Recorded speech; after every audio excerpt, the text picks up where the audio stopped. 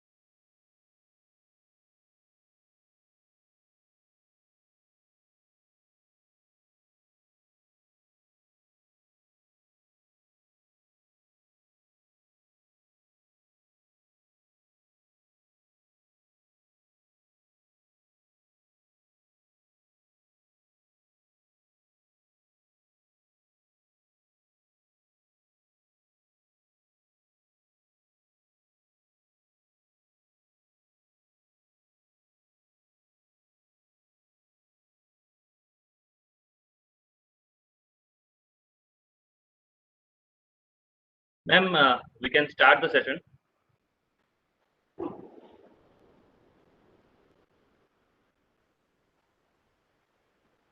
Hello. Yeah, ma'am, we can start the session. Okay, thank you.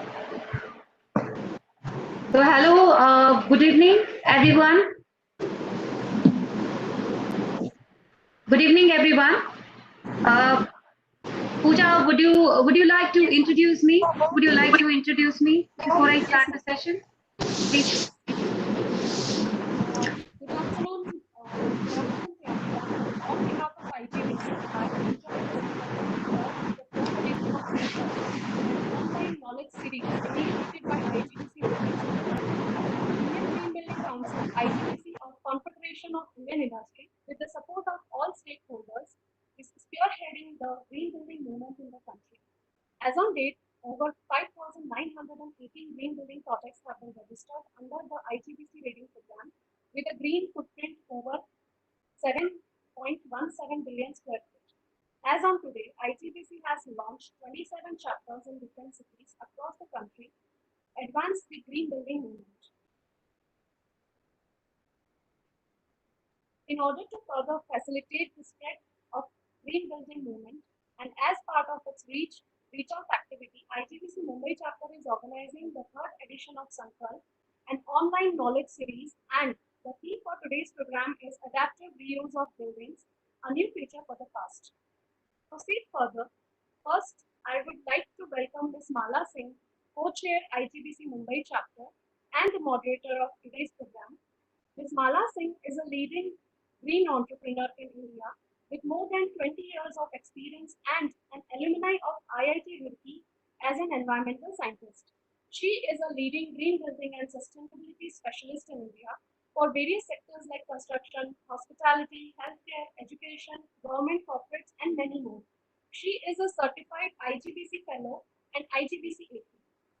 She is chairperson and MD of PEC Greening India, which is the topmost premier green building and sustainability consultant in India, and having an array of the topmost clients. She has received many awards and recognition for her exemplary work in greening the nation. She was recognized as one of the top 50 green leaders globally in the World CSR Congress 2017. Best Greening Entrepreneur of 2016 and 17 by CIA World, and bestowed with the title of IGBC Fellow for her outstanding contribution to the green building movement in India in 2016. She received the Women's Achiever Award in 2019 and various other national and international awards for her contribution to promote the green building movement. Pooja, come a bit closer. We can't hear you properly. Come a bit closer to the mic. Okay. She received the Women Achiever Award 2019 and various other national and international awards for her contribution to promote the green building movement and sustainability in India.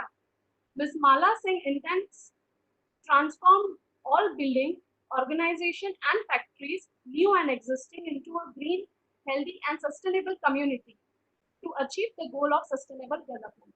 Now, I would like to invite Ms. Mala Singh to kindly enlighten us with today's program in detail. Thank you.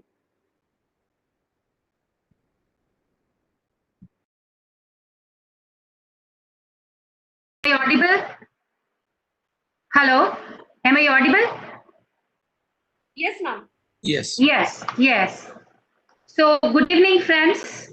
So thanks, Pooja from IGBC for introducing me.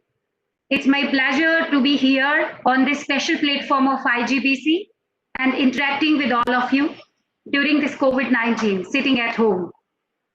So friends, on the behalf of Indian Green Building Council, CII, Mumbai chapter, I would like to thank all the participants who have registered for this event of Sankalp Part 3 as a series.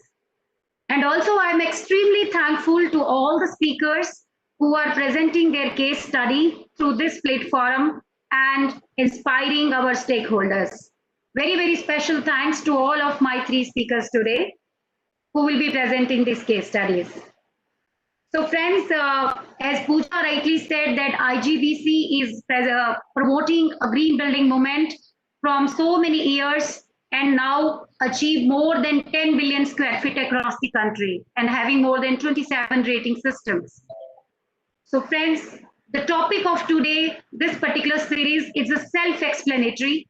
If you just see this, adaptive reuse of buildings, a new future for the past. So I think it is well understood. If you see the terminologies, it's very clear that we are talking about old buildings. We are talking about the reuse of old buildings in an efficient manner, in any manner, the way we can reuse them also, and we can save the resources, natural resources. So friends, when we say adaptive resource use, that means it is the fusion of your old building structure with the intervention of technologies and modern interventions, and together how we achieve the resource efficiency, which is the main objective of this adaptive reuse of buildings we are talking from this platform. So speakers which I have today, they are from Mahindra Group, they are from Tata's like EcoFirst, Mr. Rakesh Bhatia is here, and we have very different kind of scenario in our country right now. You have heritage buildings also, where also we are, I think already we have seen some case studies in our country where all your forts and old ancient buildings, they were converted into hospitality. And a lot of hospitality buildings, they are just a part of your old forts and museums. And similarly, there are old industries which are used, and making some, they made it new office. They are using it as a new structure with a new idea. By reusing the same material, by reusing the same resources as a renewable resources and as a salvage material. So friends, there are 2-3 different cases which we are going to present in the case studies. One case study will show you how a heritage building, which is a 100 years old structure, where you want to invent it into a new form and you want to use the old structural ability of that building, that structure, and you want to use the best use of that building envelope as well. So that is the very beautiful case study we have in this forum. So how you can optimize that building envelope and how you can add on new technologies in this similar structure and can achieve resource efficiency. You can also measure and monitor your resources very well. So we have a beautiful example of Tata Bombay House today, which Mr. Rakesh Bhatia will present. And another case of Mahindra Corporate Office, which Mr. Parab is talking about. In that case also, you will see we have large amount of buildings in our country which are already constructed. They may be 15 years old, they may be 16 years old, but the problem is that still we were using conventional practices there.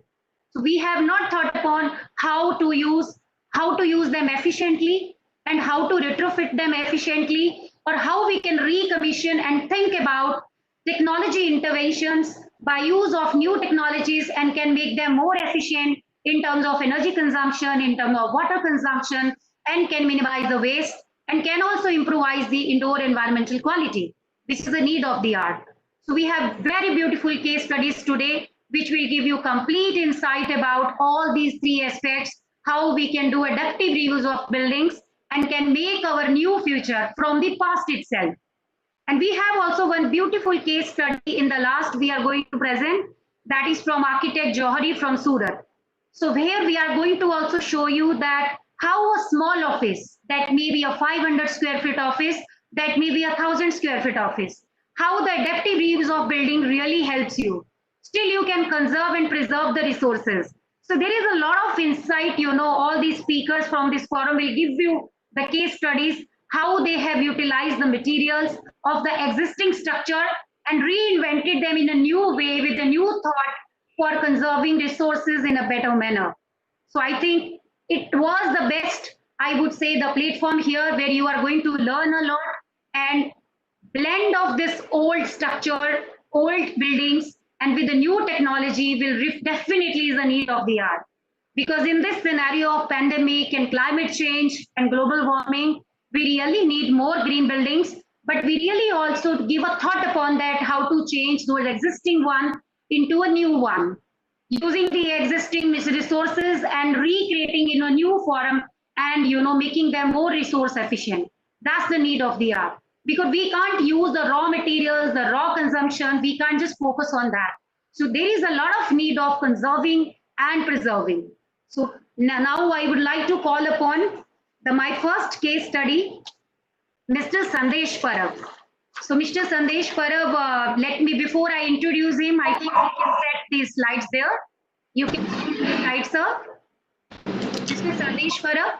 Yeah, I'll do that. I'm just doing it. Yeah, in the meantime, I will try to introduce Mr. Sandesh. Mr. Sandesh is a head of projects and maintenance corporate sector, Mahindra and Mahindra Limited from last 7 years. And he has an experience of 25 years in the commercial interiors and banking and retail sector.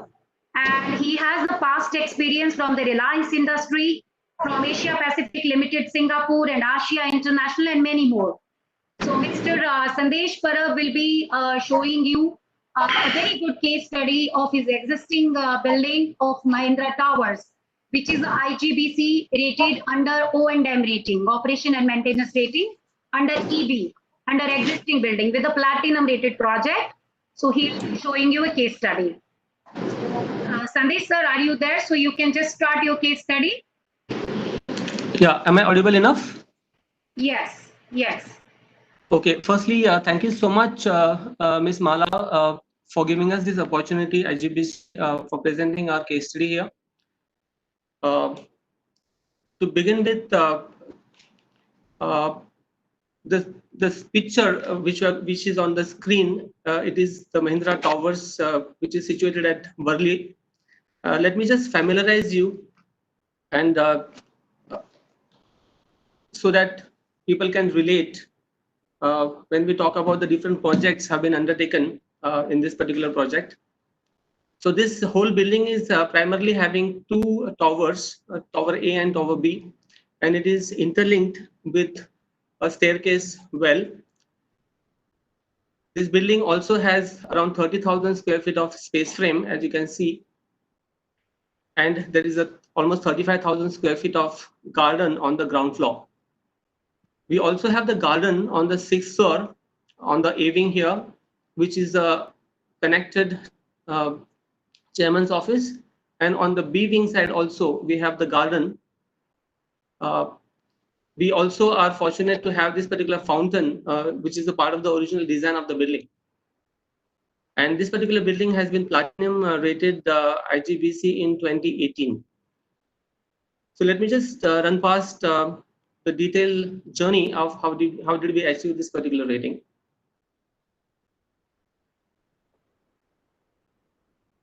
To just give the briefing on this particular building, this is a complete commercial office building constructed in 1995, completing 25 years this year.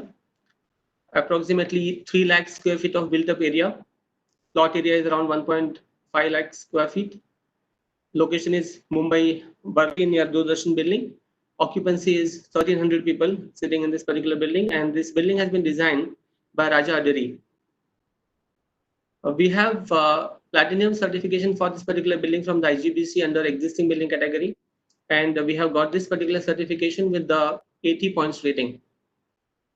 Few positives about this particular building is we have 37,000 square feet of landscape area in this particular building. We have as a primary design centralized water cooled chiller based air conditioning system, which is the most power efficient air conditioning system. And we also have, although it is 25 years old building, a curtain glazing on this particular building. This is one of the first few buildings in Mumbai had the curtain glazing, which is facilitates a lot of natural air coming into the building and keeping the environment quite healthy.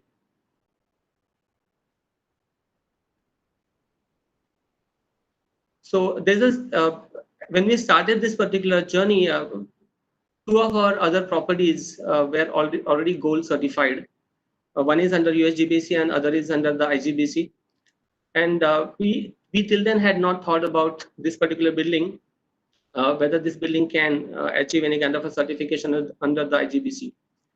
But we got the inspiration from there, and we started looking at how can we make this particular building certified, green certified.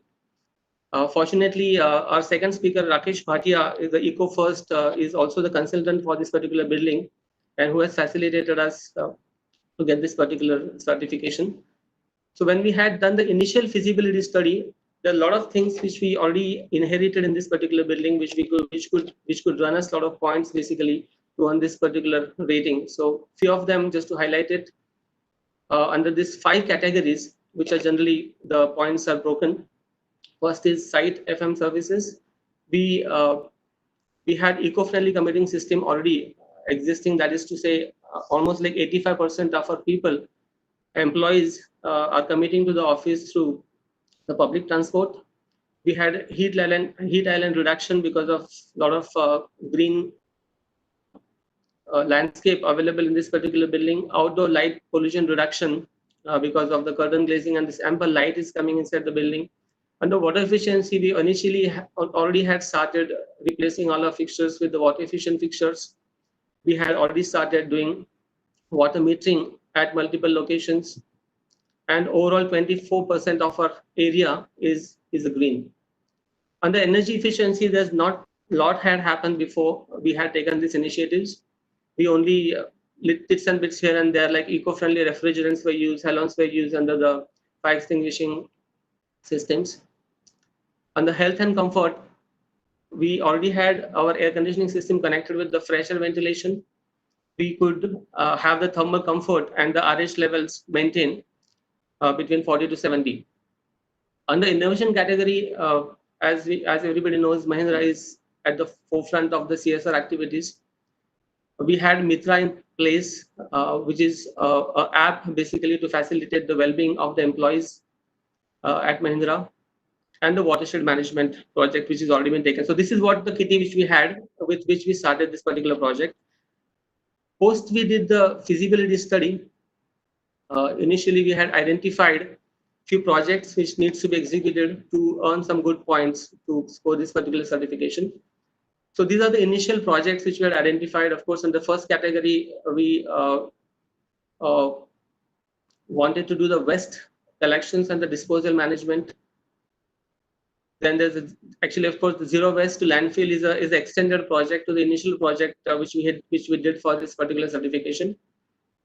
And the water efficiency, we had upgraded again the water efficient fixtures, like changing our waterless urinals and low flow fixtures. Rainwater harvesting is one area which we could do.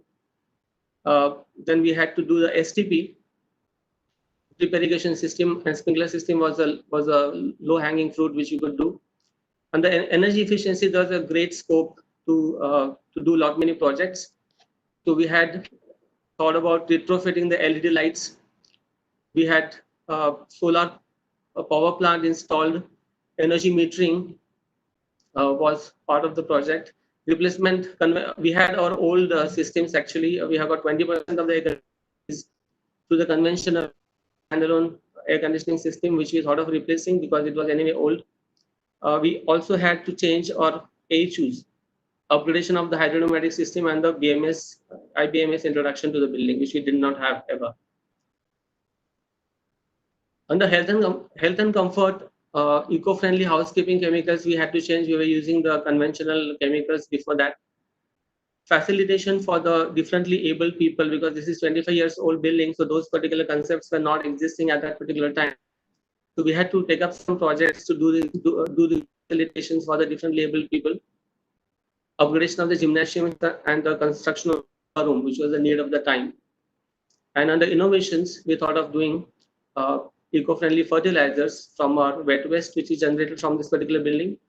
And we thought of doing the real-time indoor air quality checking. As Mala ma'am said, this is a retrofit kind of a project. So we had a lot of limitations when we taken up this project and certification. To enumerate few, we had, this is the operating functional building. So we did not have any downtime for any of the projects to do. Building almost operates 10 hours a day and 6 days a week. No noise or the stoppage of services is allowed at any given point in time. Objections from the adjacent community, even to work on the weekends, because we had the Biditi Chawl and other allied buildings very close to this particular building. So always there is objection basically because of the noise and stuff like that from the occupants nearby. We had limitations also from the point of view to have the basic technical and services design drawings available with us, because everybody, we did not have the AutoCADs and that kind of a softwares then. So everything was a hard copy format. And we did not have this particular access to this particular drawings. This is the iconic building. So we cannot also fiddle with the basic concept designs. The fiddling with the basic concept design was not permitted from the management. We wanted to maintain the integrity of the design. So that was not allowed. And limitations to execute all the projects, whichever we will be taking, to execute under the ROI of 2 years. That was the mandate basically from the management. So whatever we did to get this particular certifications is with this particular limitations which we had. Now to just run you past the different projects which we had undertaken in this building under first category, site and FM services. We had to improve our waste collections and the disposal system. So because this is a 25 years old building, there's a lot of construction activities and maintenance activities used to happen in this particular building. So we thought of segregating this particular waste, which is coming from the construction sites inside the building. So we started doing these compartments and segregating it as a debris, construction material, wooden scraps, metal scraps, e-waste and stuff like that.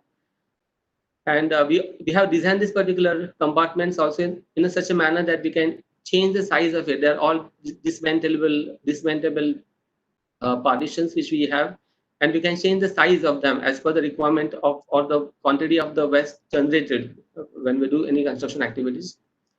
Dry waste management is of course a routine thing for any commercial building which has been segregated as a toilet paper waste or the waste from the shredders and carton papers, etc.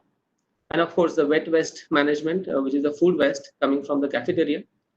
So we had composting machine, which almost uh, takes 100 kg as a capacity and generates 10 kg manure every day, which we use at our gardens.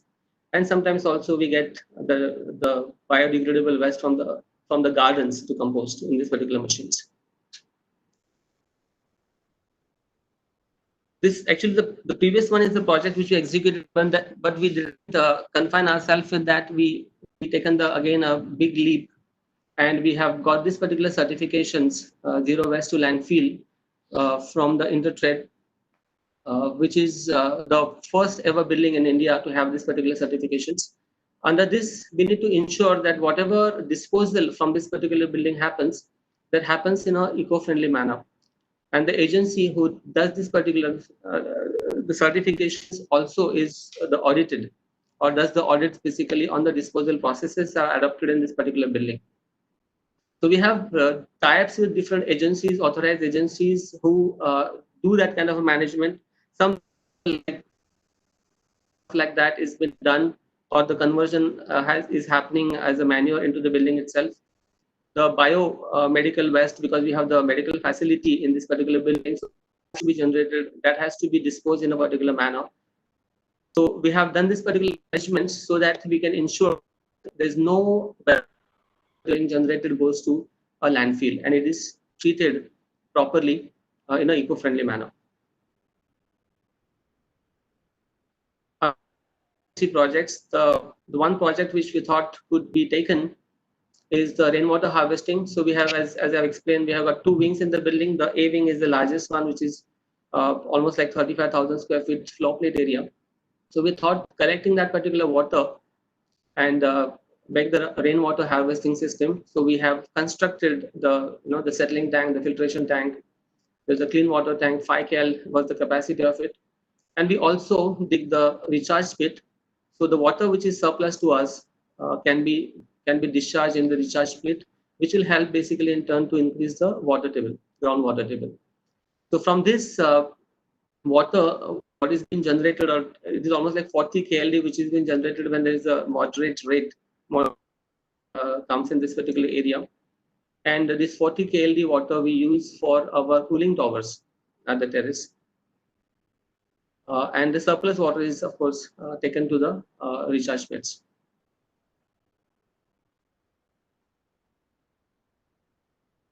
The next project which we took it up is the STP plant.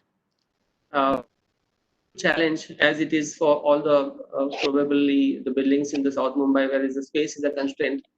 Initially, we thought of doing this STP for the total sewage which is being generated in the building, but that was not possible because the capacity we wanted in that particular case almost like 60 KLD, and we did not have that much of space available in the building to accommodate this. So we thought let's begin humble and at least whatever is possible. So we did the reverse calculation in terms of what space we have and how much maximum capacity of the sewage can be treated through that. So the calculation, we had 15 KLD STP plant which is in system. And we run that for 12 hours and the water almost like 12 KLD to 13 KLD is generated, which we use for our gardens in the building.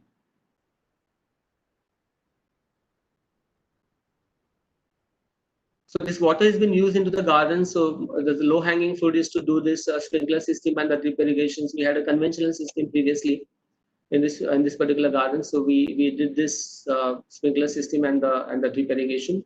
So we almost annually use 540 liters tankers of the water which has been generated from this STP is used for this gardens, and we save almost like 5 lakhs rupees a year on the water because of this. Again, we did not stop there. We did a lot of modifications and upgradations into the garden, and this is how a garden look. And it is so nice that we have consecutively for 3 to 4 years we are winning the BMC garden competition awards for this particular gardens. Last year we had won the first prize from Friends and Flowers Garden competition. So this is the extension to what we had initially taken, and this is really turning out nice. of course, changing the taps to the low flow fixtures. We had started doing the waterless urinals in the system, and aerators was the low hanging fruit. Under energy efficiency projects, we had taken up the retrofitting project of changing our conventional lights with the LED. So all CDMT halogens, T5 CFL lights, we changed with the retrofitting. And the retrofitting is also, we wanted to do it in a most cost economical way. So we were not even looking at changing the whole light fixtures, but we just looking at changing the luminaire. So depending on the availability of the luminaires from the Philips, Wipro and Cisco, we had changed these particular lights. And we're having a power saving of almost like 1.6 lakh rupees units per year, and that is around 23.5 lakhs rupees in monetary terms. Again, there's a restrictions about the free space available to put up the solar power plant, but we really wanted to do this particular project to just demonstrate and have a very strong connect to the sustainable means of power generation. So we installed this 12 kW solar power plant. This is at that particular time, 4 years back, was the state of the art aluminum framed PV solar power generation plant, which has been done by our sister concern, Systen, Mahindra Systen. Although it is very humble, annual saving of 15,000 units, which has been generated from this. We have grid connect, so that we just put this power generated into a grid, and that much of less power is being consumed from the BST.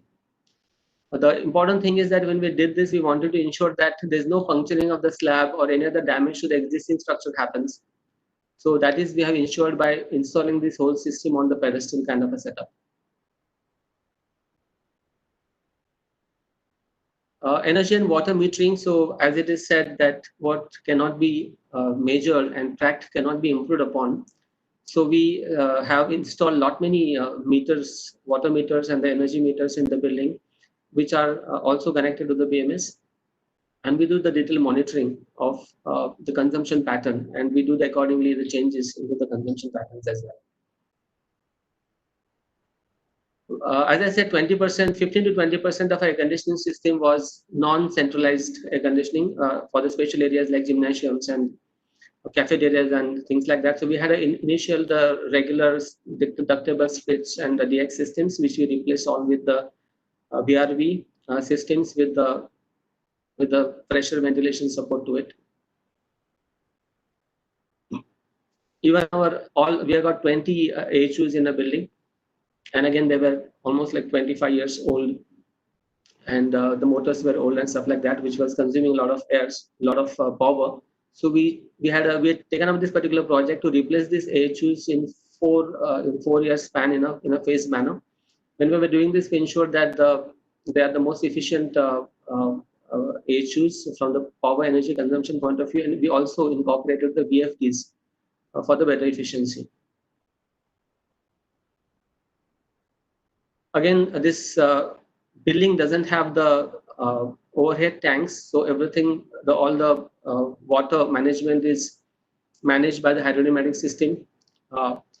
Again, we had the old types pressure vessels kind of hydropneumatic system now, which is changed with the Grundfos new efficient system. We had this pumps change for the cooling towers, the old pumps, which is again a step towards power efficiency.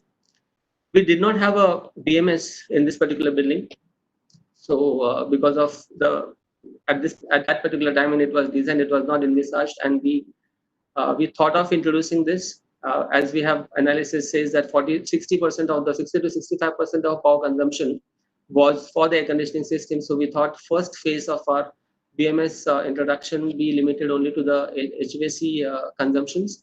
So we have connected all our chillers, 20 AHUs, cooling towers, and the pumps to this particular BMS systems, and we monitor the consumption patterns, and accordingly we do the modulations into the usage. As a phase 2, we will be, of course, integrating all other of our equipments like DGs and the lifts and the ST panels and other things, which is the phase 2, which will be happening soon. health and comfort projects, we used to have the conventional chemicals used for the housekeeping purposes, then we changed it to the eco-friendly chemicals. And it was quite a bold step, because as everybody knows that the eco-friendly chemicals almost like 8 to 10 times costlier than the regular chemicals. But we had to do this in the interest of the project. One more innovation under innovation project which we did is the real-time indoor air quality checking. So this is the agency and the machine basically which we have in a building, and we check the indoor air quality. So it gives us the different analysis also that how, and this is of course it is a cloud managed system, wherein the real-time air quality is checked, and the different suggestions have been given by this agency to us in terms of any filtration cleaning is required, or changing any schedules of the HO operations and stuff like that. It also helps us when we check the CO2 levels in the building through the system, that what are the reasons and what are the different areas we need to look at. And we even, although this is still under work in progress kind of, but we also trying to understand and study the different plants, what kind of a plants are generating more CO2 and what kind of a plants are generating oxygen and stuff like that. So whatever plants we put inside is basically which is coming from this particular study. At least we are trying to work towards it. Except to this, actually, we have presented this particular case to the Bombay Chambers, and we have been awarded the special recognitions as the ergonomics project for the workplace safety awards. Towards the employee health and well-being, this is one more app called Mitra, which has been developed, and almost 90 to 95% of the employees of the Mahindra is having this particular app on their phones, on the smartphone. And it is basically this particular app is connected with a control room, and any kind of an emergency, even beyond the office, like your car breaks down, or the medical emergency, or the road accident, or women's safety followed by the goons and stuff like that. Any police assistance anybody requires, or any lady who wants she to be tracked till she reaches home, she just needs to press one button on the phone on this particular app, and our control room gets active and immediately gets to know the location of this particular person, and all the assistance has been provided. This we are using since last almost 6 years, and this has achieved a very good results. For making our building more disabled friendly, of course, at that particular time when this building was designed, it was not really designed from the disabled friendly point of view. So few changes we did. We incorporated the handicap toilets in this particular premises. Now almost all the floors which we have the handicap toilet. The panels have been changed with the braille so that it can facilitate the blind. We have got specially ramp constructed in this particular building so that the wheelchair access can be given with the railing. The special parkings have been designated for the handicapped people. We had a very old gymnasium in a building which is almost 1500 square feet. So we upgraded that particular gymnasium, and we even have changed the air conditioning system for it. There was a need for the yoga meditation classes. Some people wanted to do it, so we have we created a small facility of 250 square feet yoga room in this particular building. We also have to facilitate the CO2 carbon reduction footprint. We have got almost 12 to 15 charging points specifically for the electric bikes and the electric cars, so they can charge their vehicles there without the cost. So this is just one of the initiatives. We also had been doing the drives for the plastic collection. Last 2 years we are doing it, and we have successfully collected 2300 kg plastic and disposed in a eco-friendly manner. Community outreach from this particular tower, because this is a building which is near the BDD Chawls. So we keep on doing the lot of camps, the medical camps, health camps, eye checkup camps, distribution of the spectacles. We had this Kagas Ka Phul initiatives, wherein we collect the lot of newspapers and magazines, and the revenue generated from that is being given to the non-nickel initiatives, which is especially for the unprivileged girl child. When we do the all National Day celebrations, we call the we reach all children and facilitate them. Again, this is the one more project like Hariyali project, wherein Mahindra is committed to plant 1 million trees every year, and we have crossed the mark of almost 16.4 million trees. So last year we had this particular function wherein we had 13 million tree has been planted by Chief Minister, and there was the presence of Mr. Anand Mahindra on this. Structural safety projects, as I said initially, we had almost 30,000 square feet of space frame, which was again old, and we had a truss space frame kind of a structure, which was also started corroding and stuff like that. So we did the complete revamp of that, and we have changed the space frame with the truss and node kind of a space frame, and even the strengthening of all the support systems. Even while we do this particular project, we have taken care of the safety aspects of it. We had used all the cloths which are fireproof and stuff like that. So this is a good project. Even that we had some incidences where the tile falling, because we had this clay tiles in this particular building elevations. So we had some incidences, and it was very hazardous for the buildings to have this kind of a tiles falling situation. So we had taken the projects of replacing, and with the new technology, with the laticrete kind of a fixtures, new adhesives available in the market, and we have changed almost 83,000 square feet of the elevations of this particular building, and the building looks almost new. From statistics point of view, we have these are the ratings which we have achieved in this IGBC. We have applied for 84 points, but we had given 80 points. And the most poor performance which we felt is basically under the energy efficiency. We could achieve 30 points, but we could only opt for 16 points. So, but we could achieve somehow, we could cross the threshold of 79 points, and we could get the 80 points with the platinum certification. I'll take only 2 minutes. I'll take only 2 minutes. Done. For different projects, we have, as I said, we had a mandate of doing all the projects under ROI of 2. So these are the different projects which we initially had taken up for this certification point of view, and we ensured that the ROI is less than 2 years. So when we had done this EPI calculations in 2016, we had 30.27 units of power consumption annually, and when we did this in 2019, we had 26 lakhs points of the power consumptions in 2019. So there's almost 11% saving has been achieved. We are saving almost 50 lakhs rupees per year.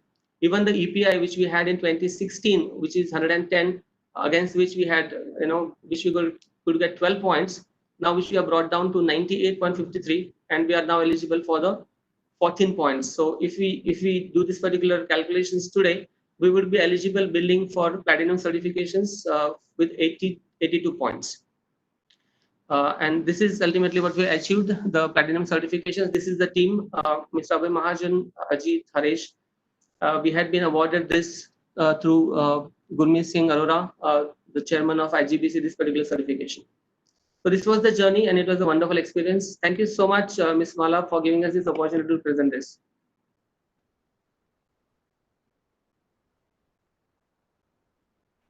Hello. Yeah.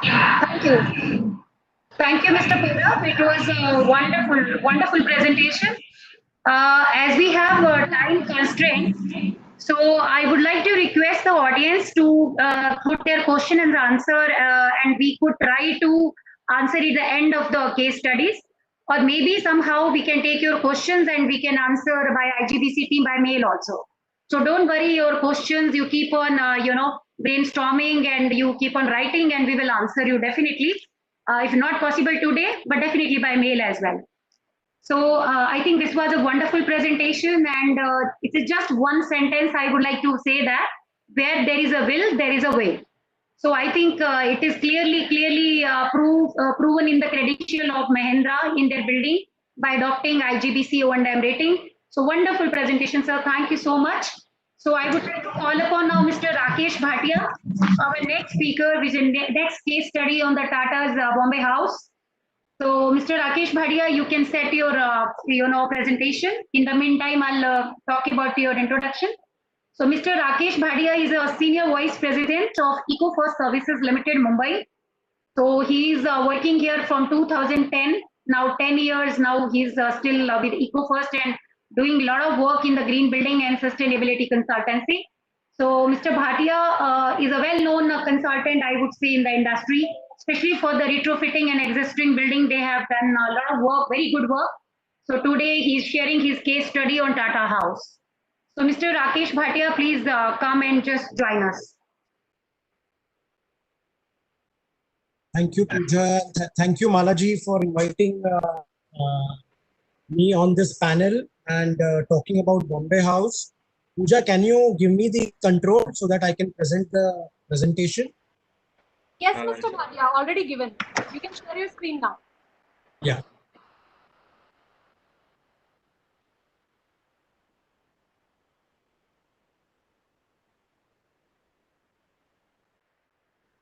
Is the screen visible? Now, yes. We can see. Make it full screen. Yeah, now it's full screen. No, not yet. I can't see full screen. Pooja, can you see the? Yeah. Yeah, it's a full Okay. screen, Yeah. Okay. So a big thank you again for presenting this case study, for this opportunity. I have presented this several times at various forums, but there has been a demand and a request on this topic of the adaptive reuse of buildings. So I'm using a different approach altogether. We are coming from the and a BIM approach at Bombay House. So I will be talking on that. Going to the next slide, please.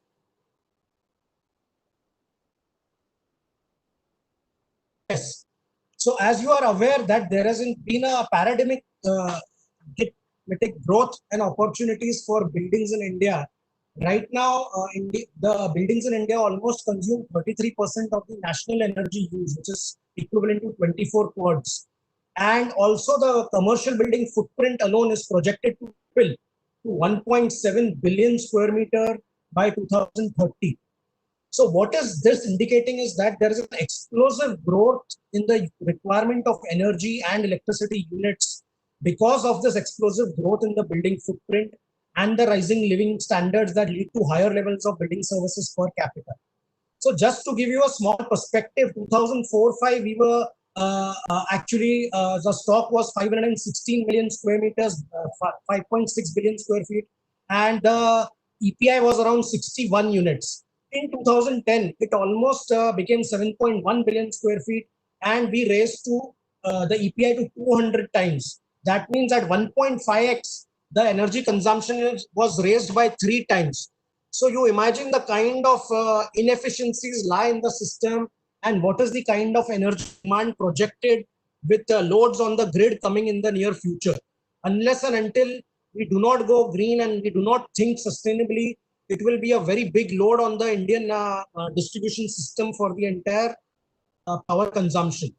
Looking at how as I said, the growth was like footprint increased 3x times and EPI also increased 3x times, with the space use intensity also increasing 3x times.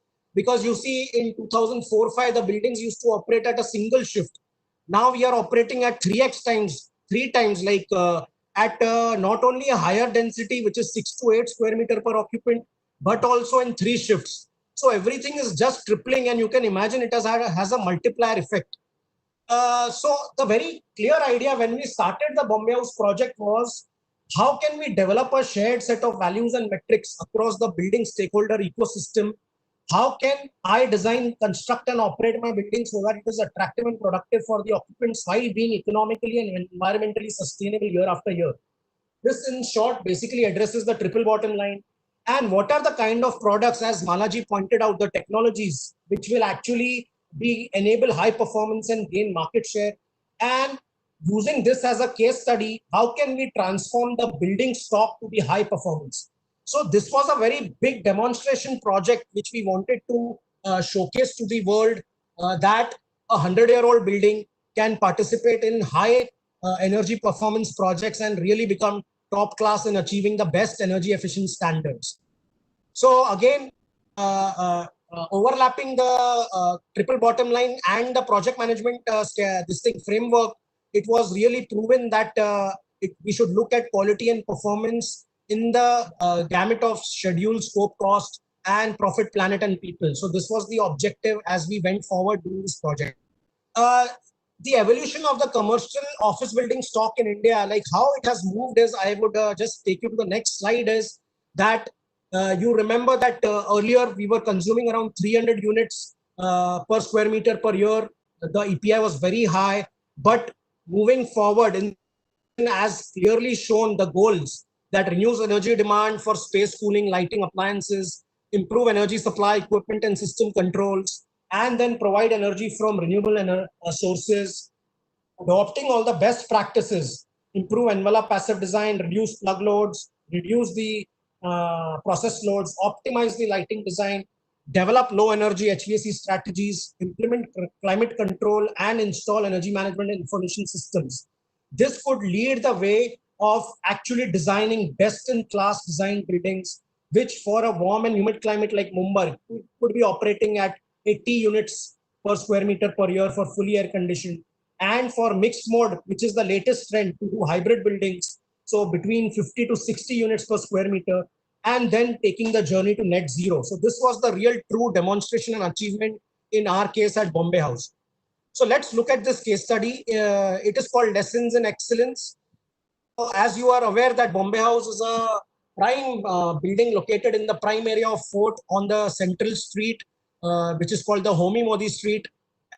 It was built in the year 1924, started the project in 1921, almost 100 years back. So it is going to celebrate the 100th anniversary next year, and designed by George Whitted, the Scottish architect who's responsible for the designing of many monumental structures like the Gateway of India as well. So in that precinct, many buildings were designed by George Whitted, which was an Gothic style architecture, Edwardian style architecture, complete stone building. To the Bombay House of when we took up the project in 2017, along with Mrs. Brinda Somaya, the restoration and conservation architect.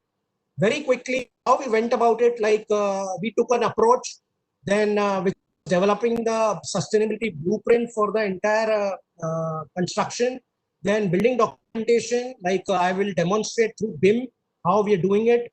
Then obviously going into the energy performance simulation, looking at compliances as far as IGBC is concerned, because it is a platinum rated highest category heritage building, the first one to be designed in India that way, and also looking at monitoring and finally photo documentation of the entire journey. So as I said, the colonial design language, pre-independence design features, the material palette were all studied as per the heritage aspects and tried to retain in the new sustainability blueprint of the project.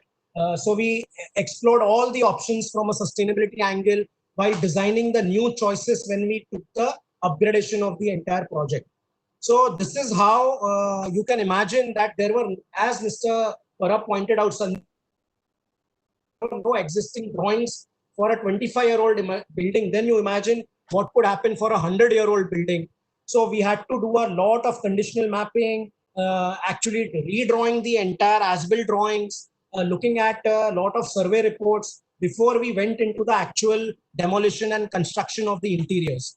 And then we developed a BIM model. As you can clearly see, the entire stone building was recreated digitally so that all the challenges could be studied at a very micro level on a digital model, and the new designs could come up really very fast, because such a world-class project was delivered in flat 8 months of time, with our team delivering the entire project to the chairman as committed on 29 July 2018, which is the birth anniversary of Sir J.R.D. Tata.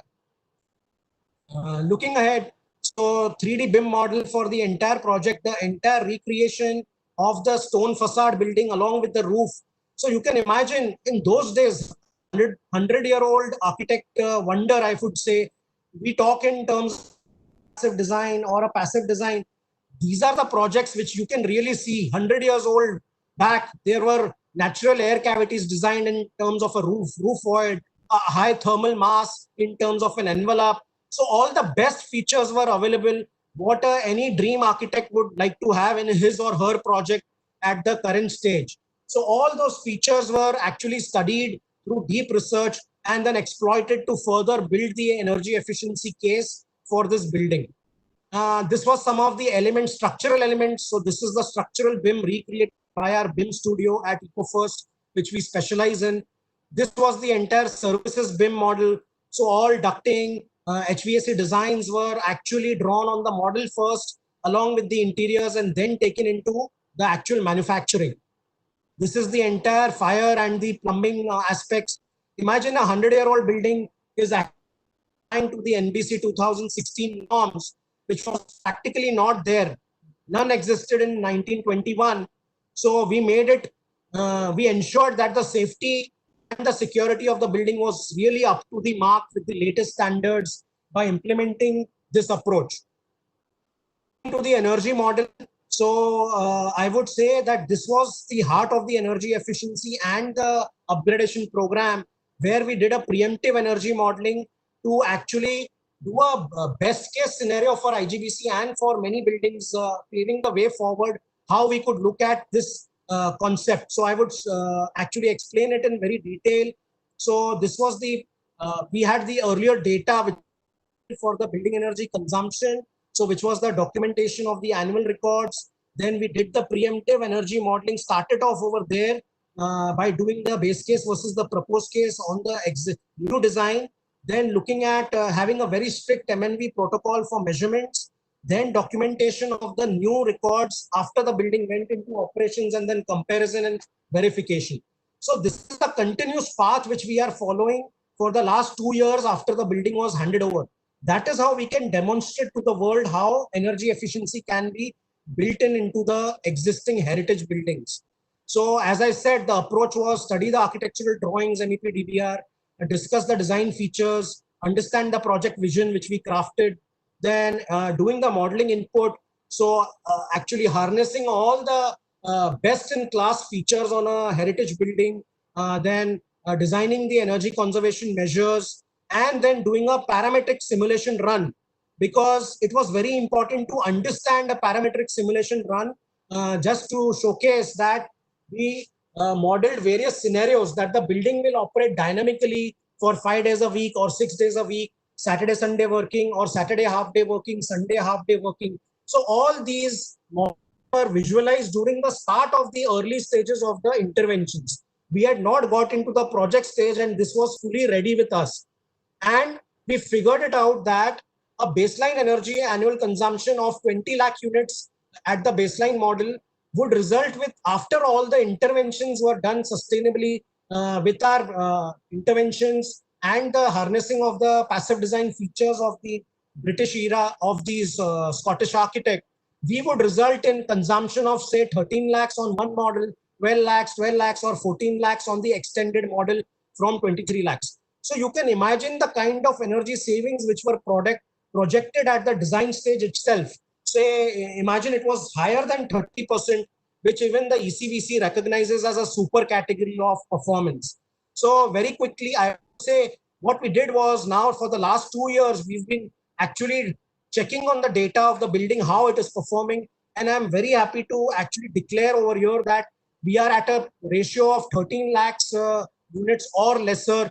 The building is operating 6 days working, Monday to Saturday, 12 hours. And we are doing extremely well on the energy front. So which is approximately more than 35% energy savings on the full scope without the solar being considered. So as I said, ratios were designed as new ECBC 2017. We have to come up with ratios, not only the EPI, because EPI is a little bit an old outdated term. So we have to look at base case, proposed case versus the base case ratios. So it is operating at 0.61, I would say, which is, at 0.64, which is around 36% energy savings as compared to the base case in the highest category building.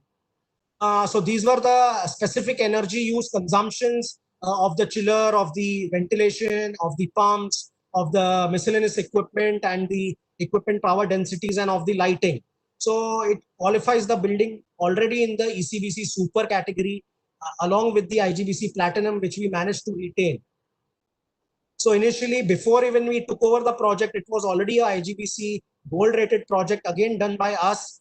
At this juncture, it became a grade 2 heritage building, the first one ever to become a platinum rating in the 15-year-old history of IGBC. So these were actually compliances, as Sandesh also showed, like we are at 82, a platinum rating. 2015, we upgraded from gold to platinum, and of the project, we started the work. It also became a 5-star rated building. The client didn't want to stop there. They actually want to go ahead. So we are right now, what we are saying, the legacy continues. So it is looking at IGBC green interiors also. So we will stand to again be a platinum rating. And with the post-COVID scenario, we are now working on a health and well-being rating with IGBC, which will be again a platinum rated building with all the health and well-being, emotional well-being, the other well-being factors actually catered in. So I can just show you a slide to that. So the idea is that we wanted to demonstrate how an adaptive reuse of a project can happen sustainably with an energy focus in mind, and all other features which Sandesh spoke about have been incorporated on the existing building platform of IGBC. So this is how it happens, is like the measurement and verification protocol is very strict. So we defined a very high graded MND protocol, which has been built up into the energy monitoring system at Bombay House through BMS and some IoT, which are measuring the HVAC, the lighting, UPS, DG, raw power, and miscellaneous power. This is the entire BMS system. The architecture is shown over how each and every unit is controlled. More than 50 submeters are installed at each specific consumption nodes, and we are measuring it to collect all the data and demonstrate to the world how it can be done efficiently. Just ending with a few slides on the demonstration, on the photographic facade improvement and other features. I would like to take some time over here. You can imagine the building when we took it over, it was inorganically grown into several features, like a lot of HVAC was done over a period of time. Very inefficient units were brought up. Some were VRF, some were standalone, some were ducted. Along with Brinda Somaya, the brief was that we didn't want a single pipe on the facade to be seen. And you can imagine how we built it. You can imagine the window system. It was very old and dilapidated. Although the Heritage Committee changing the facade, you can imagine a very high graded triple glazed window with acoustics control was built into the system, because the chairman wanted that we design a building with very low and very strong acoustics, very low levels of sound transmission. So when we started the measurements, it was around 100 dBs, because the main street noise was transmitting into the building. So taking the advantage of the facade, the high thermal mass of the stone, and plus the triple glaze system, we reduced it to 38 dB after taking all the measurements. Sound measurements were taken post-occupancy. So we participated in the post-occupancy evaluation also, with all the numbers really helping us to improve the further inputs into such heritage buildings also. So you can imagine the kind of magic we've done to this building, and it is a world-class example going ahead. Come to interior spaces, as IGBC clearly points out, the kind of indoor plants which really improve the quality of air. So a lot of daylighting coming in through the enhanced envelope, plus the indoor plants which have built in on each floor, plus the health and well-being spaces like breakout spaces, which removes the fatigue. You can see it is clearly a very high premium grade project which was delivered to the client at this point of time. Real-time air quality monitoring, I'm sure one of the audience's participants is through Active Buildings, one of our partners. They've been partnering with us on most of the heritage building projects. So you can see the advantages of having indoor plants occupied in the space. We have taken this snapshot today screen from the system. So this is a dynamic air quality monitoring which is happening 24 hours with our reset background. So I come from a reset background. This has really helped us to achieve world-class air quality within the space. You can see post-COVID scenario. This is the kind of space which every commercial building should deliver, and we have been able to demonstrate it even today. So we don't have to wait for post-COVID scenarios. We've already implemented that at Bombay House when we delivered in 2018. So there are some standards now developed by ISHRAE and incorporated by IGBC in the health and wellness rating, the healthy building rating. So we recommend that these standards be implemented across commercial office buildings and other portfolios as well. So this is demonstrating an excellent quality of PM 2.5, CO2, TVOC levels, temperature and humidity well within the range. So this is the outside facade. What we would say is doing this is once in a lifetime opportunity we get, and we did complete justice by respecting the legacy of the Scottish architect and by safeguarding it and also making it future ready as demonstrated by the smart building intervention. So this was the entire study of Bombay House, which came to this forum. And thank you, Malaji, once again. We would be happy to actually demonstrate more such work. So in the last 3 years, we've delivered 7 such projects which have become iconic in the real sense, and would like to continue on this path forever. Thank you. Thank you, Rakeshji. Am I audible? Yes. Hello? Yeah. Thank you, Rakeshji. It was wonderful presentation. I think both speakers have done the justice with the subject I especially kept for this particular program. Because your case study was very much about your heritage building transformation. And I think Mr. Parav has also done the justice when he shown his journey of sustainability, 25 years old building. They change into now with a building which is more resource efficient and evolving in such a way so that it is saving energy, it's saving water, and overall it is a resource efficient. So I think because time is the constraint and I have to invite my third speaker as well. As I said, question and answer session we will keep in the last.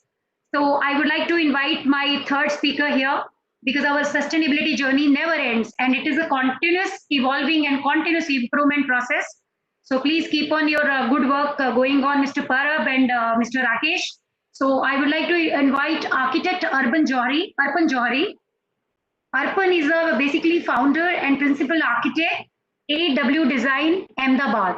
So he has a very good architectural portfolio with some international and national projects. He is more interested into green building and a lot of sustainable and urbanism design he's doing.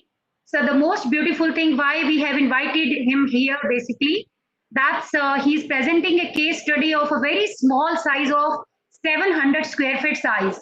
So you can imagine in a building when you have a small office, so how you can integrate IGBC green interior rating, and that existing office also you can renovate, you can preserve and conserve resources also.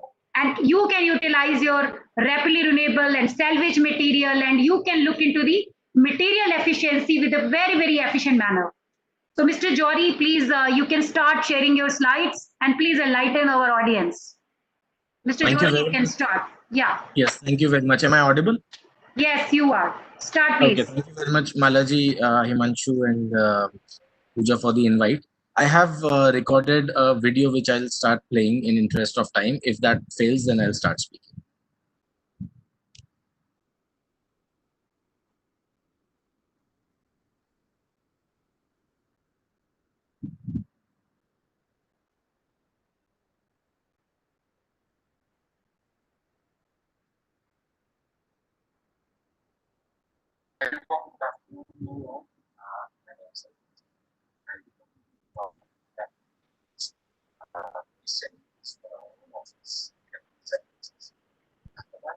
This is an IGBC rating. I can't hear you. Hello? You are not audible. Okay, so I'll... Himanshu, can you just look into this technical issue? Can you hear me now? Yeah, we can hear you right now. So I would suggest if you can avoid video and if you can directly present, Arpan bhai. Right. So I'm just starting to present.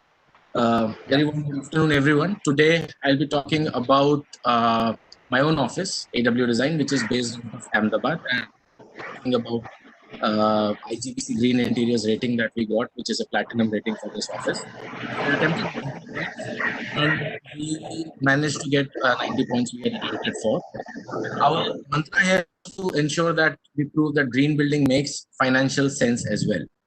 So about adaptive reuse, what do we do in an architect's office?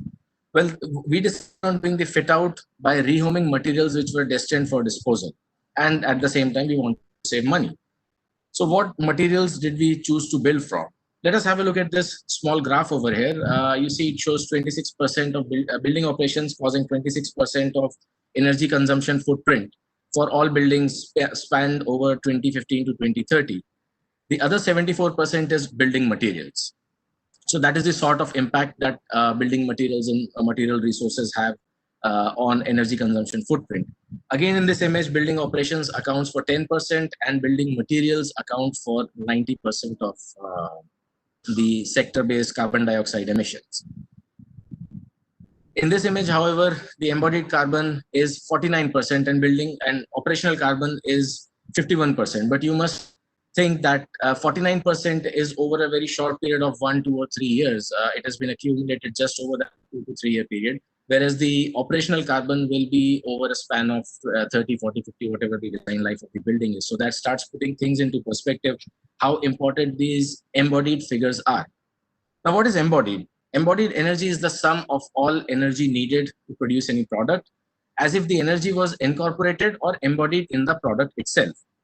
What this means is, if we look at this image here, onto your left-hand side is raw material extraction. So right from when the material is extracted to when it was manufactured, transported, used, maintained, and then to the point it was disposed, everything consumes some form of energy or the other. And that is what embodied energy is about. Lowering the embodied energy means lowering your carbon footprint.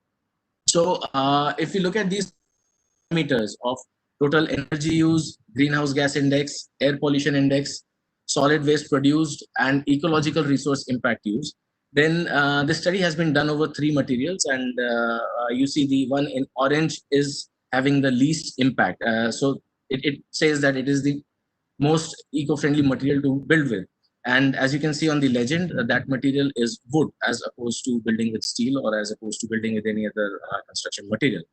Now, this does not mean that you go down chopping trees. So that's a completely different equation.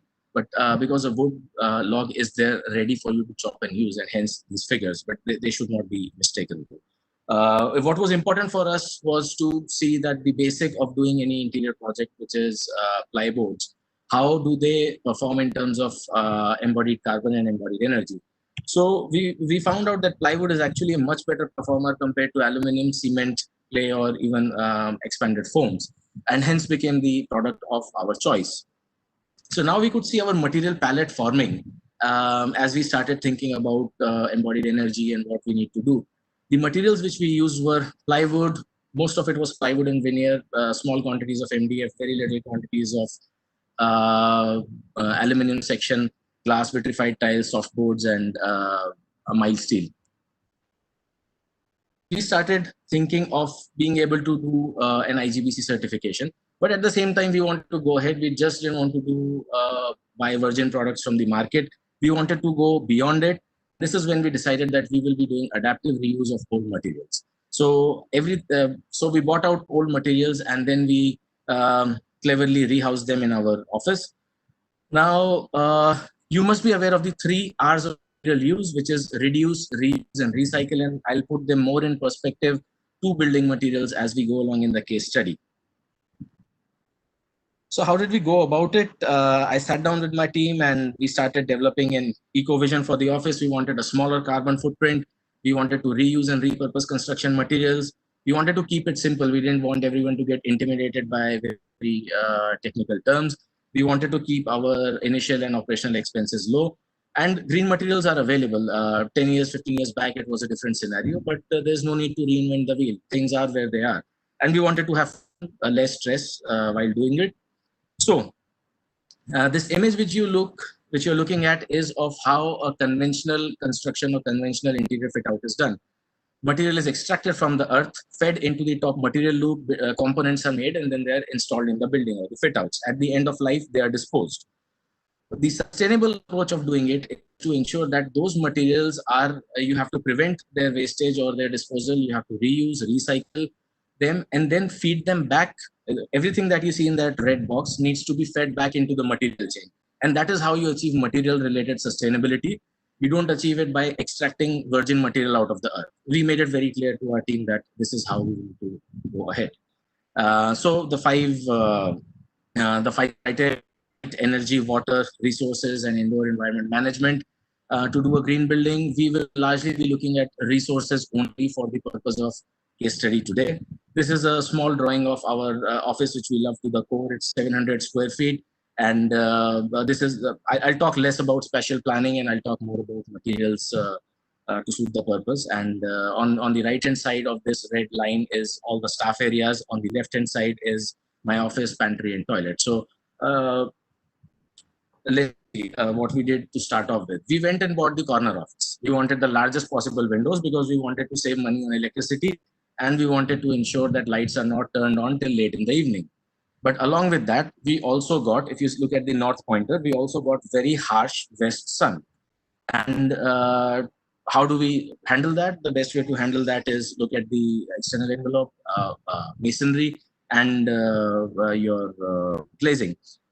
We started off with an intervention to look at the wall, the external wall, and instead of going for products like available polystyrene foams and other foams which are available to insulate or wool-based material, we looked at the humble thermocol. We have a lot of thermocol. We make a lot of models using thermocol. We found out that different thicknesses of thermocol would have a U value between 0.25 to 0.5.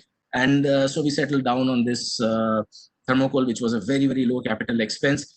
And this is how we did it. All the thermocol, different sizes, we taped it up, we fixed it. The framing, in fact, the framing that we did for this thermocol comes from wastage of our ply. So if you look at the right-hand side image more clearly, the top batten is wider, the bottom one is less wider. So any wastage we had, we just put it up on the wall and filled it with thermocol. What it gave to us, what this experiment meant to us, it gave us an average temperature reduction between external and internal surface of 15 degrees, and it ranges from 10 to 20 degrees over the year. But an average of 15 degrees, especially in hot and dry and the wet summers, means a lot for your energy bills. Now, insulation is a small thing. We largely wanted to build and we needed plywood. To build plywood, we were able to source material from the vendors who sell at, all these expos that happen, and vendors salvage the ply and sell it off. But we also wanted a ply which was phenol bonded. We did not want anything which was urea or formaldehyde bonded because that causes respiratory issues and could be carcinogenic. So we managed to find this. 100% of the plywood was sourced from salvage and waste. And this is how we used it in our office. Very humble way of using it. Our office has worktops of two different thicknesses, 1.25 inches and 1.5 inches. You would not notice it unless and until someone tells you that. And that is to accommodate the different sizes of ply which we got. If we want 20 sheets of 18 mm, we cannot get it because we are getting it from waste. We probably get 10 sheets only. So we took 2 6 mm and then all the ply waste that we had, we sandwiched it between and made our worktops. The image on your right is from a floor protection ply sheet that we had put in. Once it could take no longer of cutter movement, we just installed it as an air conditioner panel. We also wanted to use veneers, and there's always a risk with using veneers because you need to fell trees for making veneer. Veneer is essentially a plywood with a flitch of a tree bark pasted over it. So we went out to our vendors and we asked them, what do you do with veneer sheets that you are using to display on in your showroom? So they said every sheet which is used for display gets collected from every lot, and in the end we sell it off to the guy who takes it to the chipper and then sells it off for particle board or MDF manufacture. And we said we will buy those sheets because they cost us a fraction of what new veneer would. He said you'll have different species of veneer. I said we'd like to welcome them. So 100% of veneer has been sourced from waste sheets like this. The important point to note here is, had we not picked up these sheets, then they would have incurred more energy consuming processes. They would have gone into shredding, they would have gone into gluing and other transportation processing. So this is how in steps you try and reduce the embodied energy. And this on the left hand side is an example of leftovers of all the different species of veneer, which we again clad on the wall. And for the trained eye, it's very easy to spot. These are all different species of veneer, and we are very happy to accommodate such imperfections in our office. They make a statement that we want to go green. Moving on from veneers, if any one of you has been to Ahmedabad, and you would know the poles of Ahmedabad, the lovely facades that are built out of intricate woodwork, we wanted to have some of that reflection of heritage in our own office. So we wanted those doors. Green markers show where the doors are, and we rescued 2 of these doors from that vendor on your left hand side. Had we not taken these doors off his hands, they would have ended up in the lot of chipped wood, as you can see lying over there. And these are both 100-year-old doors, and a lot of light left between them. So, and this is how the doors look once we install them and once we finish them. Moving on from doors, we wanted to build mild steel frames for our furniture, and that was the time when Ahmedabad Municipal Corporation had an anti-encroachment drive. So all the fabricators had a lot of these sheds lying around, which they were happy to sell at a fraction of a cost. We bought them, we cut them, refabricated. So my desk, our discussion desk, staff table, model making table, conference room table, every point where mild steel has gone in has happened from this mild steel. So we have sourced it. Otherwise, it would have gone into a smelting process, and then they would have sheet rolled the metal, so on and so forth. Whatever we were left with, we very artistically made seating for our conference room. Glass that we used again comes from Salvage exclusively. If you consider a 10mm thick glass, a square foot of that would weigh 1 kilo, and we bought it by the kilo. We bought it 15 rupees to a kg. And if you buy it new, it's 75 rupees to 100 rupees. We made a 5 times saving right over there. 90% of the glass that we have used comes from that source. 10%, which is the toughened glass, which we bought new.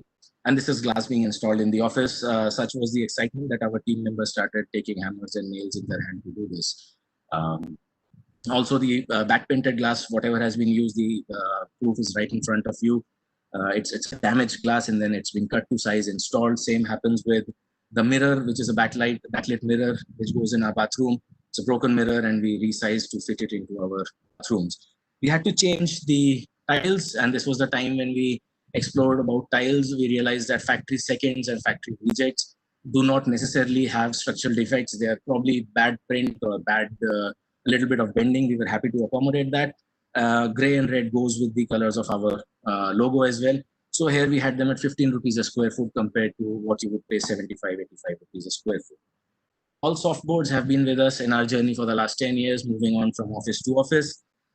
These sofas are really special. These sofas are from 1948 and from my grandparents' wedding. So ever since I started practice, they have been a part of my office. There was no way I was ready to let them go. So we just repurposed them, and that's a little bit sitting there in 1982. These are sofas before the finish was applied.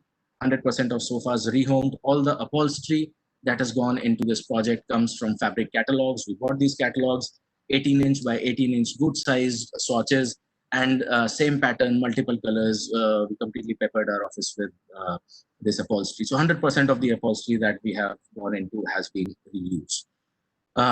Moving on. So what we have tried to do, and you might get the essence here, is a normal process is extraction, manufacturing, transportation, use, and disposal. And what we have done is we have extended the chain between use and disposal. So adding multiple links there. Once we do this, the energy consuming steps which happen in extraction, manufacturing, and transportation go away. I mean, they're mitigated, they're reduced. So if someone says, as a designer, how can you impact those three? This is how you can impact those three. You might say, I'm just one entity, but you as one entity would make a huge impact if natural resources are not extracted less. To your left is a photo of veneer waste, which we had. Normally, this sort of veneer would be thrown away, but I'll show you pictures of what we eventually threw away. This is ply waste, and I'm sorry, the image is not very clear, but on your left-hand side is the partition between my room and the kitchen pantry, and that partition has been done completely out of waste plyboard.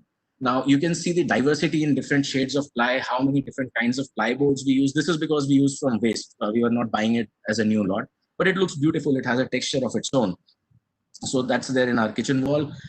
Even the boxes that we had for appliances were, before donating them, we used them multiple times for transporting goods from our office, old office, into the new office.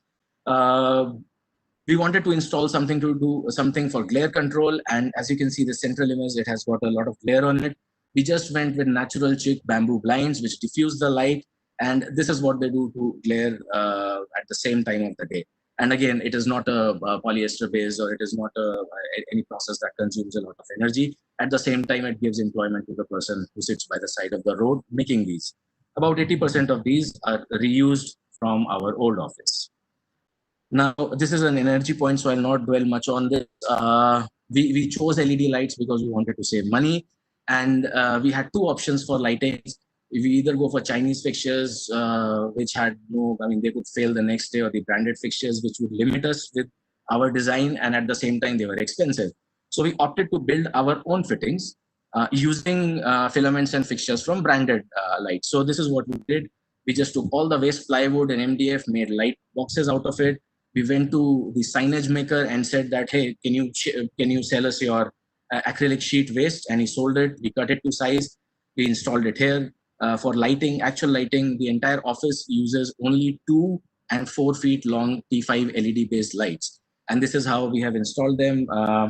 There's a 3D of how we have installed general lighting in this cross-brace fashion. I must admit that we don't need to use much of this light because of the daylight which is available there. We also had some plants. We had the spider plant, golden pothos, and aloe vera, as you can see here, and few other ferns, which of course during the COVID could not make it, and now we need to have new plants. I put this image here is the reason why I put it is to show that even a humble material like your 20 mm thick thermocol sheet, what wonders it can do to acoustics. These are the recorded readings while the place is occupied. We have just put in thermocol in our partitions where we think there was a sound transmission happening, and they're all under 50 decibel. All the paint, this is an interesting one coming towards the end of the presentation now. We asked our paint contractor that when you use paint on a project, does it get used in absolute quantities? So if you bought 20 liters of paint for site X, does 20 liter get used over there? He said, nahi saab. So all the tins eventually are left with 50 ml, 100 ml, 200 ml, and they're left to dry and cake off. So we did a contract with him to bring in exclusively such paint in our office. And we only have white paint in the office, even on our metal frames. We don't have paint on our ceilings because we didn't want to unnecessarily use the resources. So this guy gave us a very good deal as a turnkey project, and he did the entire office for us with paint which would have otherwise been left to dry in the paint canisters. So 100% paint, of course, it is low VOC. This image here and the table is one which says that we managed to divert 100% of waste away from landfills. And that tempo over there is actually having waste from 2 different offices. Our neighbors on the right-hand side of the tempo is the other person's waste. And on the left-hand side in the tempo is our waste, which was generated over a period of 2 months. So this was the only waste which went out of our office using so many different construction materials. And we are very happy that eventually we sent it off to making of MDF. So to recap, we did 39% water savings, around 20,000 liters a year. And if you do 20,000 liters a year in Ahmedabad, in small offices, in commercial buildings like ours, and if there are 50,000 offices, you save 0.95 billion liters of water a year. And not doing that is criminal, in my opinion. Energy savings are in tune of 20 to 30%. Salvage material we have used in tune of 90%. Eco-friendly wood-based material 68%. Average recycle content 27.5%. All material has been sourced locally. All the furniture which is there for staff seating, which are brand new chairs, are eco-certified furniture. We have not let even a single piece of waste go to landfill. Everyone gets outdoor views. We have an average surface temperature reduction of 15 degrees, and overall project cost savings are 55%. So these are cost savings because we are including the cost of air conditioners, chairs, and computers. If we were to take them off, if we were just to talk of construction materials, we are hitting 72% savings here. And this is where it starts proving that yes, you can save money if you want to go green, if you want to do adapt. One of the biggest fears which we had were, if we build an office out of waste, will it end up looking like a junkyard? So I leave that to you to decide whether it looks like a junkyard or not. But this is our office operational when it was operational before the lockdown. A couple of images is the point where you enter from, and then you get all the heritage doors. This is the staff area, the manager's seating. This again is looking towards the street, which you saw with the red line in the initial plan. This is where I sit, and those are the stools finished from our meeting room. So I'm happy that I've been here to share. Thank you very much for the invite. If there are any questions, I'll be happy to entertain. And remember, there is no planet B. Thank you very much. Thank you, Mr. Jory. Can you hear me? Yes. Hello? Yeah, Mr. Jory, you really reminded me, our ancient principle of Vedas, which talks about minimum possession and recycle and reuse, aparigrha. So I think it's a wonderful presentation. Yes, it was a wonderful presentation because you have, for such a small office, which is a great inspiration. I think it should be done at the mass level, I would say. So I think green interior rating is also very, very useful of IGBC for every stakeholder who is into interior job of small offices or any office of any size. I think if you use this application, we can really, really save a lot of resources. That's very clear. So I think it was very, very inspiring. And I'm getting a lot of response from the audience also that this is a wonderful presentation in terms of material reuse. So please keep your good work going on. So I'll be coming with some questions for all of the speakers together. Sure. So Himanshu, can you just take all the speakers, all the panelists online so I can ask some questions? There are some questions raised by the audience. So I would like to take some common questions from each speaker. Mr. Parab is there? Hello? Yes, I'm there. Yeah.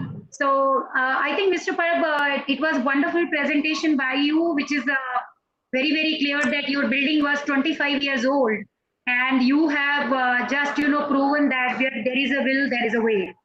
And you have retrofitted most of your systems, and you have also taken care of your ROI as per the intent of your management and proven your credentials also. That was really hats off. Wonderful job. And so with this, I have so many questions, but I would like to do the justice with the audience has some questions for you. So I think somebody has said that for Mr. Parab, that what is the smoke management and fire safety of Mahindra building, as well as what are the CSR initiative you are taking as a Mahindra group? So it's a very big question. Can you just... Yeah, for the fire and safety management, as this building is 25 years old, we did not have the sprinkler system in the building, and it is given the no compulsion exemption basically from the authorities. But what we have is the detection system, and we have 24/7 deputed fire agencies basically who take care of this particular building. Along with that, we have the fire hydrant system, in particular in premises active, which is with the pressurized fire hydrant system. That should take care of the fire. Okay. So yeah. So I hope audience question is replied. And there was a very common question to all of the speakers. I think Rakesh, you can answer that. This is a very common question even for the Mr. Parab also and to you as well. And I think our third speaker has also shown the same thing in the building. They are asking that what are the type of the plants used indoors in the Tata Bombay house? So could you just elaborate those particular species of plants which are improving your indoor environmental quality you have used in the building? See, I am actually promoting lot of plants are there, like the mother-in-law snake's tongue plant, the mother-in-law plants. So lot of plants are already available. There is a full detailed list available which we can circulate, and these are very, very not very expensive plants. this is already very well published in the IGBC Green Interiors checklist. So it is also available. And one more question, which is also for you. Somebody is asking that apart from green plantation, how can we improve air quality surrounding in the community also, and as well as within the building also? So what are the measures, if you could give your example of Bombay House, how you ensure that indoor environmental quality is up to the mark as per the standard? So first of all, there is also a high grade filtration system of the indoor air quality, because you understand that this is in the main street in the heart of Fort area. So a lot of filtration has been added in the AHUs. So almost like medical air we are taking in, and then we are treating it and we are circulating it. That is step number one. Step number two is the fresh air system has been modulating through a VFD, so which keeps on tracking the CO2, and then depending on the CO2, it keeps fresh air content. However, what we have noticed is because of the plants, the generally indoor air quality is very high grade, and we need not have to actually do a lot of fresh air intake. Okay, so how do you ensure that your particulate matter and your VOC content? So how do you ensure that through continuous improvement process or monitoring process? So how you are doing that? So there are filters installed. So there are almost HEPA filters installed in the air filtration system, which actually blocks all this. And it is, if you are designing a new setup, a new AHU room, it becomes easy to install. Now there are retrofits also available. We are looking at such projects as well. Okay, because there is another question for you again, Rakesh. That's about your BMS system, your integrated building management system. So somebody is asking that verification is very challenging. Who drives it, and does MEP FC work together? So question is from Suresh sir. So I read it on the chat box, the Q&A chat box. So I would like to assure Suresh sir that we have created a very high-end model and a software.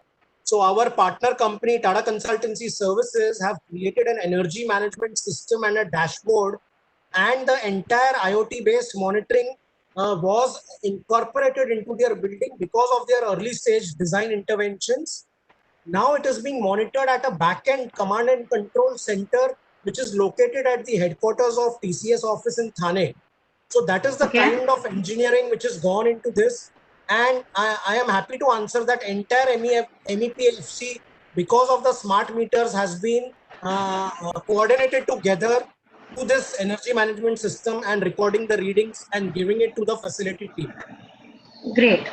So would you just throw light, like have you used the off-site solar or on-site for this particular facility? Because under EB rating and O&M? Yes. We are taking special permission from IGBC, where because of the roof being weak at that point of time, we couldn't go for on-site solar initiatives.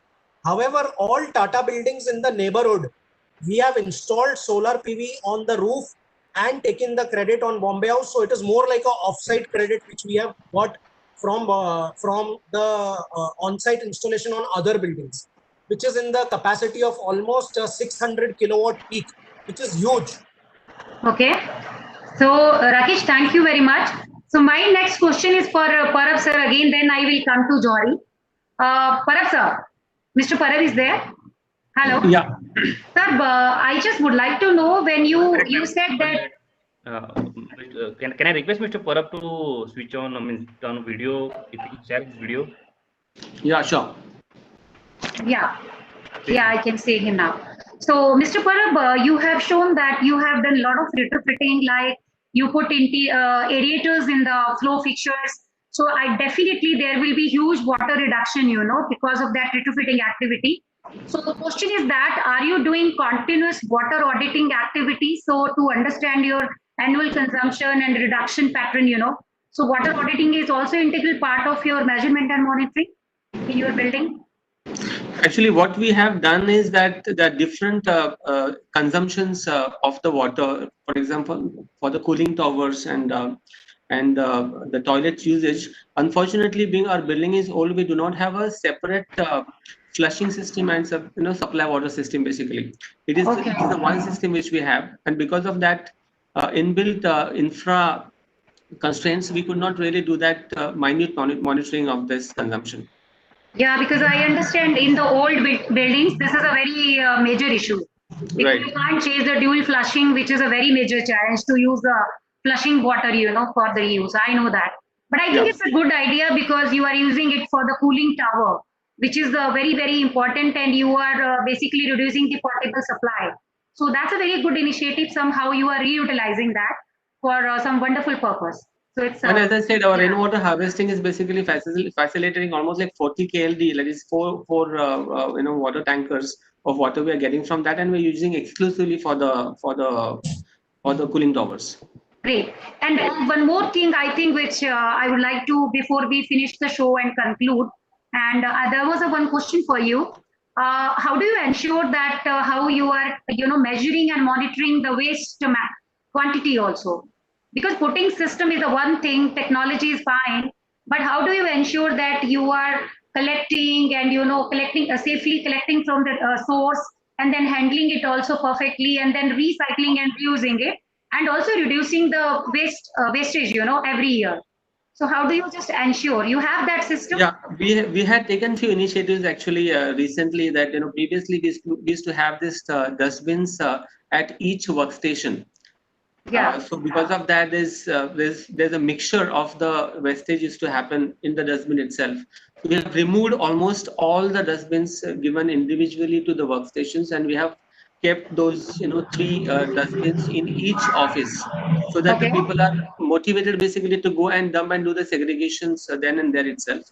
Secondly, our wet waste which is coming from the cafeteria, which is almost like 80 to 90 kgs a day. As per the regulations, if your wet waste is going to get increased more than 100 kg, BMC doesn't allow to take it up. And they encourage basically the facility itself to have the composting machines and facilitate that the disposal happens inside the building. And that is the reason why we have, because we are near close 100 kg, we have this composting machine and use the manual generator for our gardens. Yeah, because in the urban context, which is a common observation that people use that wet waste, convert into composting, but the solid waste is really challenging. Then you have to recycle and reuse that. Generally, we give it to the municipal corporation. So if you really are integrating this kind of strategies, so it's very, very, I would say, inspiring, and you should just continue that. I really appreciate that.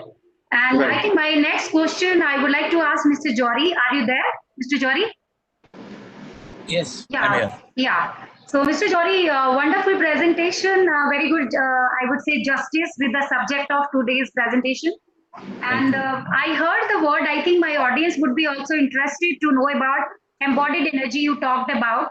When you have identified your BOQs for the material usages, so have you seen the embodied energy of each and every material and you have quantified the entire list for the usages? Then accordingly, you started your, using them into your project. So what was the approach you used basically? There were a couple of ideas on how to go about it.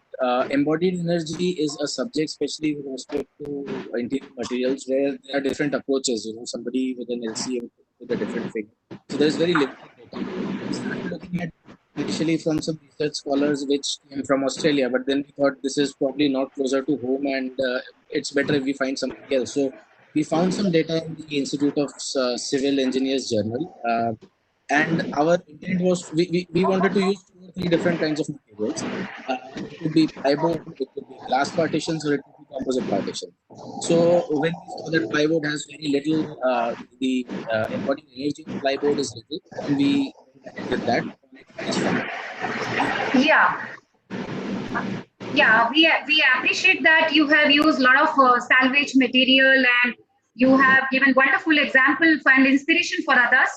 I think you can also think about in your future project for the alternative materials of the timber use, because there are a lot of alternative materials which are made with a natural fiber and people are using plastic waste also into that. So that is also another option, I think, which audience, could think in your mind, and that can be another idea for your next project. But it was really wonderful, and I think one question was for Mr. Jory. It was raised by Suresh sir again. How do you ensure that fire safety, because your entire material is wood based? So how do you ensure the fire? So we have standalone fire extinguishers, and the team is trained to use them. And Okay. we have one extinguisher more than what is needed. So I think we have 4 on site, Okay. and we have just recently got them checked. So we are also quite worried about that prospect. But Yeah. and fortunately in our building, the fire rails and fire risers are working well. Okay, okay. I think I would suggest all the audience, you guys can, raise your questions and can send it to IGBC, Ms. Pooja Bansal, and we can take the answers from respective speakers and can give it to you.